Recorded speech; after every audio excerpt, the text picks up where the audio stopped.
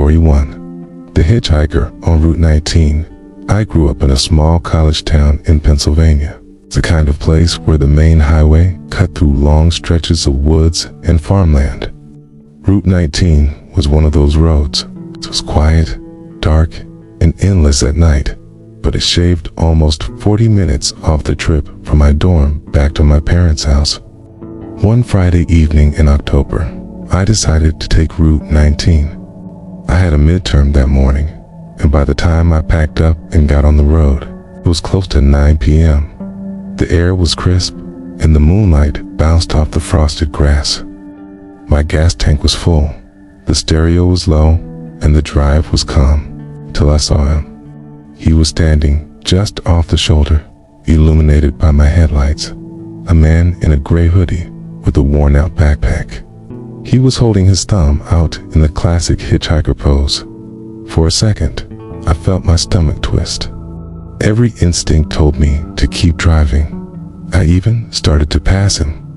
But when I glanced in the rearview, I saw how thin he looked, shivering in the cold night. Against my better judgment, I slowed down. I pulled onto the shoulder, leaned across the passenger seat, and rolled the window down halfway. "You need a ride?" I asked.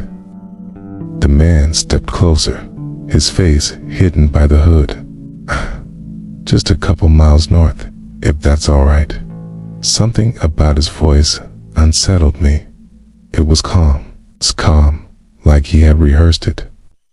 But my door was already unlocked. Before I could think twice, he opened the passenger door and climbed in. The smell hit me first. A mix of dirt, sweat, and something metallic, almost like rust. He dropped his backpack between his feet, buckled in, and said, "Appreciate it." I nodded and got back on the road. At first, the conversation was small talk. He said his name was Daniel. He asked if I was a student, where I was headed, if I drove this route often. His questions felt normal, but then, without me ever mentioning it, he said, "Your parents live in Brookfield, right?" I froze. How did you know that?" I asked. He smiled without looking at me. "It's just a lucky guess." For the next mile, the only sound was the hum of the engine and the occasional whistle of wind against the window. I tried to shake it off. Maybe I'd accidentally told him.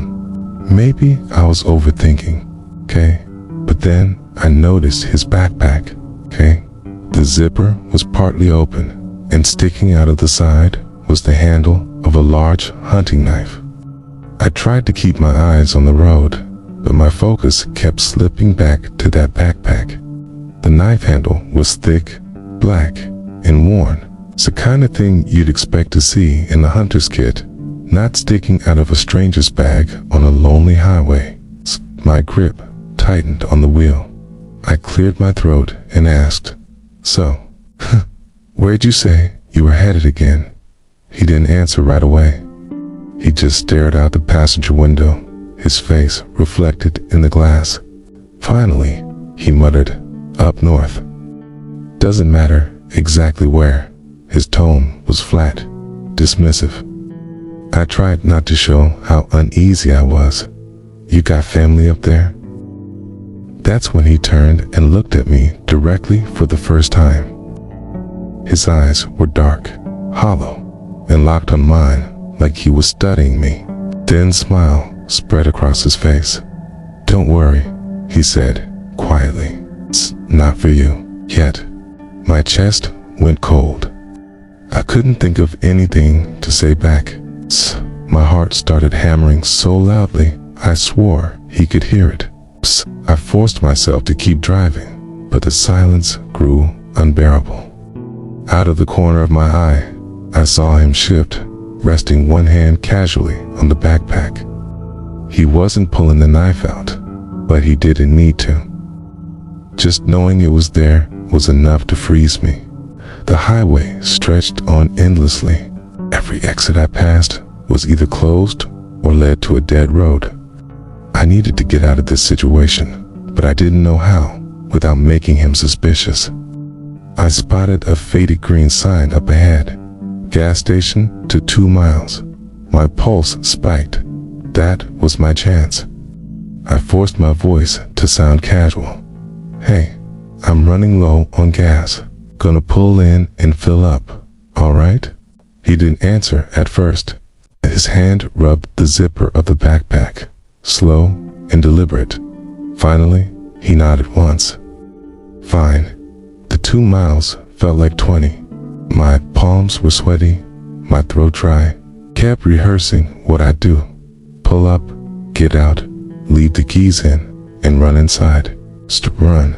When the gas station lights finally came into view, glowing faintly in the distance, I nearly cried with relief. I pulled off the highway and into the lot. The place was empty. No cars, no attendant outside.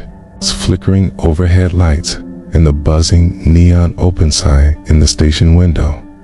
I parked by a pump, put the car in park, and unbuckled slowly. "I'll be right back," I said, forcing a smile. Daniel didn't move. His hood was still low, his face unreadable. "Don't take too long," he murmured. I opened the door and stepped out into the cold night. My legs felt weak, shaky. I walked fast toward the gas station door, the gravel crunching under my shoes. I didn't dare look back until I reached the entrance. When I finally turned around, I saw him. He was standing outside the car now, the backpack slung over his shoulder, his hood pushed back just enough for me to see his grin, and in his right hand, a knife. My hand fumbled for the glass door handle, and I shoved it open with more force than I meant to. A little bell above the door jingled, and the stale fluorescent lights inside made everything look pale and unnatural. The attendant behind the counter looked half asleep, flipping through a magazine. His head jerked up when he saw me barreling in, wide-eyed and shaking. "There's a man outside. He's got a knife," I blurted out, my voice cracking. The attendant stood, confused, but before he could even react, I glanced back through the glass. The hitchhiker wasn't standing by my car anymore. He was gone. I spun in a panic, scanning the parking lot. Empty. My car still sat by the pump, doors closed, headlights off. No movement, no sign of him. The attendant muttered, "Calm down, kid. You sure?" "Yes, I'm sure." He was right. Their hoodie, backpack, hunting knife.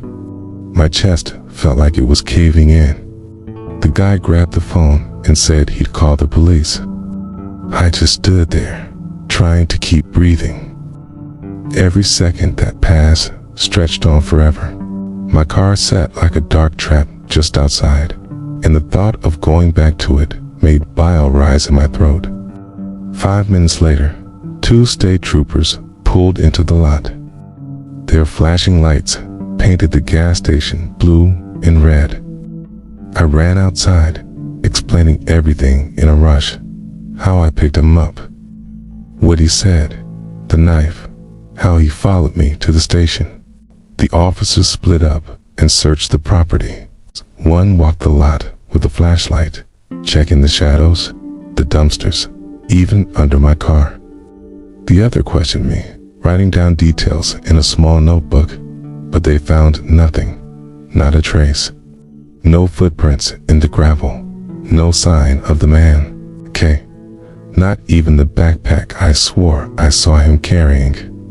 It was as if he'd vanished into the night the second I stepped inside. The officers eventually told me it was probably just a drifter and warned me not to pick up strangers again.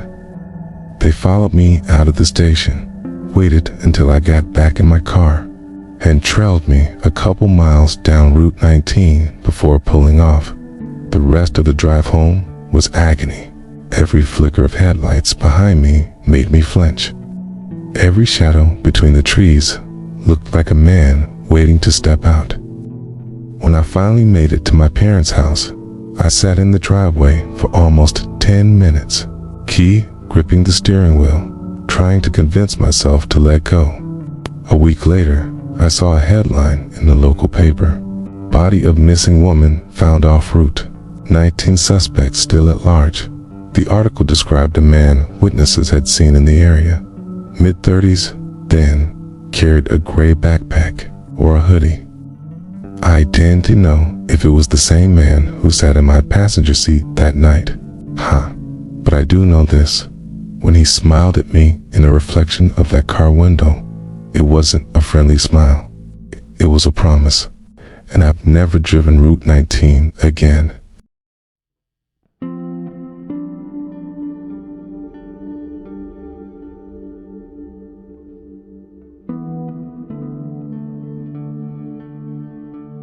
Story 2. The Rest Stop Intruder. This happened in the summer of 2015. My girlfriend and I were driving cross-country from Arizona to Illinois to visit her family. We were in our early 20s, broke college kids with an old Honda Civic, and the only way we could afford the trip was by driving straight through the night and switching off at the wheel. Around 2 a.m., somewhere in the middle of New Mexico, we hit a wall of exhaustion. My eyelids kept drooping, and every time I blinked, I felt like I was seconds from drifting off. My girlfriend wasn't in much better shape, so when we spotted a rest stop sign on the highway, it felt like a blessing. The place was deserted. A single row of dim streetlights illuminated the lot, buzzing faintly like old fluorescent bulbs. There were a few vending machines, a couple of picnic tables, and a bathroom building with peeling white paint. Other than that, nothing but desert stretching into the darkness. We pulled into a spot near the back, locked the doors, and leaned our seats back. I remember saying something like, "Just an hour, then we'll switch and keep going." She mumbled a sleepy ma'am and was out almost instantly. The first 30 minutes were peaceful. Crickets chirped in the distance. A warm breeze rattled the dry weeds. I must have drifted off, because the next thing I remember was a sound. Faint, but distinct. Tap, tap, tap. I opened my eyes, groggy, disoriented. It sounded like someone tapping a fingernail against the glass. I sat up, scanning the lot. Nothing, just the dark shapes of picnic tables and vending machines. My girlfriend was still asleep. I told myself it was just the car settling, or maybe a bug. Whined again, trying to shake it off. Then I heard it again. Tap, tap, tap. But this time, it was at the back window. I sat up fast, adrenaline spiking. I twisted around, staring at the rear windshield, and froze. There were smudges on the glass, dozens of them. Pale, greasy handprints scattered across the back window, like someone had been pressing their palms against it. I shook my girlfriend awake, whispering harshly, "Hey, wake up. Look at the window." She sat up groggily, rubbing her eyes. When she saw the smudged handprints, she went stiff. What the hell? Before either of us could say more, the tapping returned. But this time, it wasn't tapping. It was scratching, long, deliberate strokes against the side of the car, like nails dragging across the paint. We both froze, staring at each other, too afraid to look outside. My girlfriend whispered, "Start the car. Please, just start it." I turned the key. The engine sputtered, coughed, and died. My stomach dropped. I tried again. Nothing but a pathetic click.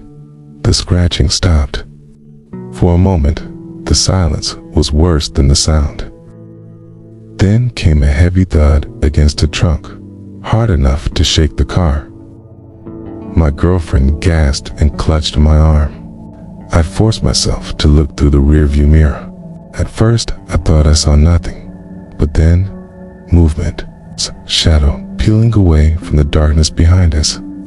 A man crawled out from under the semi-truck, parked a few spaces over. He was tall, lanky, and moving strangely, hunched low, almost animal-like, dragging something metallic along the ground. It made a faint screech every time it scraped the pavement. He stopped a few feet behind our car and just stood there, staring. His face was hidden in shadow, but I swear he was smiling. My girlfriend whispered, "Oh my God, oh my God, what do we do?" My hands were trembling on the steering wheel. I turned the key again, praying, begging for the car to start. Nothing. The man started walking toward us, dragging that metallic object. Each step echoed in the still night, closer and closer. The man was almost at the back bumper now, that screeching sound grating against the asphalt with every step. My girlfriend was crying quietly, begging me to just do something. I slammed the key forward one last time. The car roared to life. The headlights lit up a lot, and for the first time, we saw him clearly. His clothes were filthy, ripped in places, and his face was gaunt, with wide, unblinking eyes. In his hand was a jagged piece of metal, maybe a crowbar, maybe just a shard of something larger. The second the engine turned over, I floored it. The tires squealed against the pavement as we shot forward. The man lunged, his hand smacking against the trunk with a hollow thud. My girlfriend screamed. I didn't dare look back again until we were halfway down the on-ramp. The rest stopped shrinking into darkness behind us. Only then did I let myself breathe. My whole body was shaking, adrenaline pounding through my veins. My girlfriend sat curled up, her arms wrapped tightly around herself, eyes glued to the side mirror as if she expected him to be running after us. We drove for nearly an hour before pulling into a well-lit truck stop, surrounded by people and parked semis. Neither of us spoke for a long time. The next morning, as we sat eating breakfast at a diner, the local news played on the TV above the counter. The anchor was reporting on a fugitive who had escaped from a prison transport the night before. The man was considered armed and dangerous, last seen in. My fork froze halfway to my mouth. Last seen near a rest stop off the very stretch of highway where we had pulled over. The blurry photo they showed on screen was unmistakable. It was him. My girlfriend quietly set down her cup of coffee, her face pale. Neither of us said anything, but the silence said enough. We never stopped at another empty rest area again.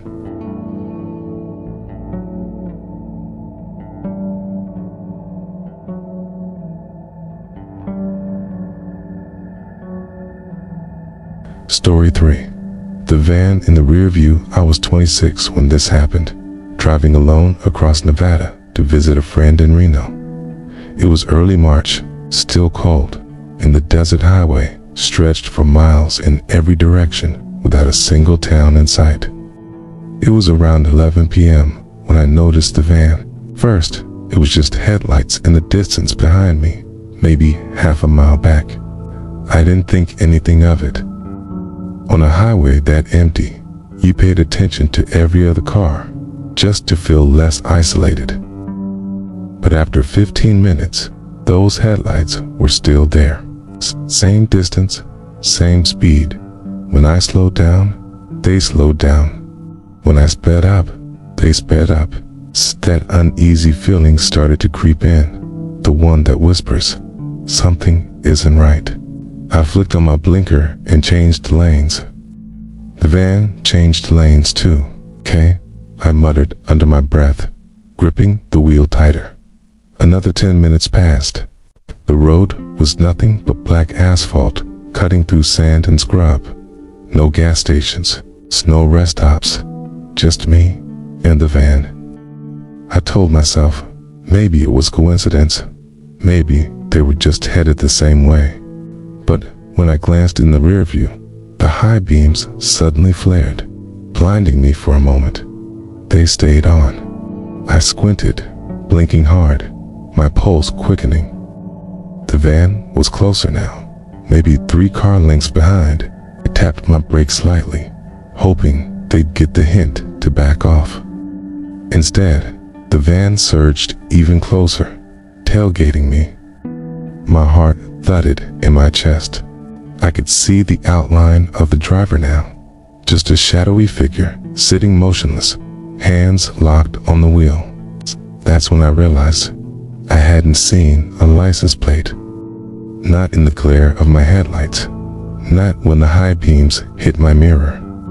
Just a blank, white van. My knuckles were white on the steering wheel. I kept telling myself not to panic, but it was impossible. Every time I glanced in the mirror, that blank van filled the frame, its headlights blazing into my eyes. After another 20 miles, I saw Salvation, a gas station sign glowing faintly up ahead. It was the first one I'd seen in over an hour. I pulled into the exit lane, signaling clearly. The van stayed right behind me. The gas station lot was almost empty. A single semi-truck sat parked to the side, its driver asleep in the cab. Fluorescent lights buzzed overhead, illuminating the pumps in the tiny convenience store. I pulled up to a pump, my hands shaking, and put the car in park. The van rolled into the lot too, but instead of pulling up to a pump, it stopped at the far edge of the lot and just sat there, engine running, its headlights off. I froze, staring at it in my mirror. The store door opened, and the clerk stepped out to smoke a cigarette. That was the only reason I dared to get out of the car. I pretended to pump gas, but my eyes kept flicking back to that van, sitting in the shadows. The clerk waved at me, maybe sensing something was off. I forced a smile, shouted something about long drive, and hurried inside to pay. When I came back out, the van was gone. Or at least, I thought it was. I scanned the lot. Empty. The shadows felt thicker now, pressing in around the buzzing lights. I climbed back into my car, locked the doors, and pulled back onto the highway, relieved. But within 2 minutes, my relief shattered. In my rearview mirror, twin headlights blinked on. The van was back, and this time, it was closer than ever. It swerved behind me, inching so close I thought it would clip my bumper. My hands shook violently as I grabbed my phone and dialed 911. The dispatcher answered, calm and steady, asking for my location. My voice cracked as I explained, "There's a van following me. It won't stop. It's been tailing me for almost an hour." She told me to stay on the line, keep my speed steady, and head toward the nearest town.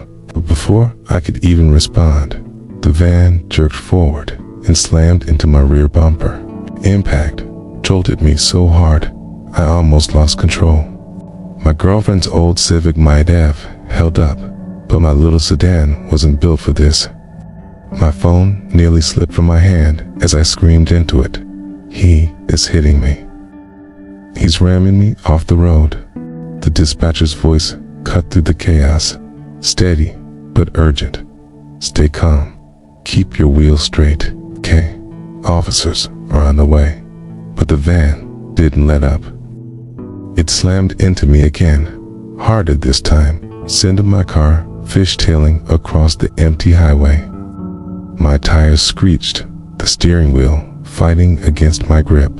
I barely managed to straighten out before the van hit me a third time. The force sent me skidding onto the shoulder. Gravel sprayed against the undercarriage as the car lurched violently. My headlights swung wildly, catching nothing but sand and brush. "Please, please, he's trying to kill me," I shouted into the phone. The dispatcher's voice was distant now, drowned out by the roar of the engine and a pounding in my ears. My car bounced, fishtailed again, and then I lost control completely. The sedan spun, careened off the asphalt, and crashed into a ditch with a bone-rattling crunch. The airbags exploded in my face, filling the car with the smell of burnt chemicals. For a moment, everything was silent, except the ringing in my ears. Through the shattered windshield, I could see the highway above me, glowing faintly under the moonlight. The van's headlights loomed into view as it pulled up slowly, stopping right at the edge of the ditch. I froze, every muscle locked. The driver's door creaked open. Figures stepped out, silhouetted against the beams. I couldn't see their face, just the outline of a tall man, motionless, watching. Then, nothing. He climbed back into the van, shut the door, and turned off the headlights. The night swallowed him whole. The police finally arrived 20 minutes later. The van was gone. They found my car totaled, airbags deployed, me trembling and barely coherent, but no trace of the driver, no skid marks, no plate number, nothing. To this day, I don't know why he didn't finish what he started. Maybe he thought I was already dead. Maybe he wanted me to live with the memory. I still drive, but every time headlights appear in my rear view on an empty road, my chest tightens. And some nights, when the road is dark and the desert is quiet, I swear I see it again. That same blank, white van. Which story scared you the most? Comment below and subscribe for more true horror stories.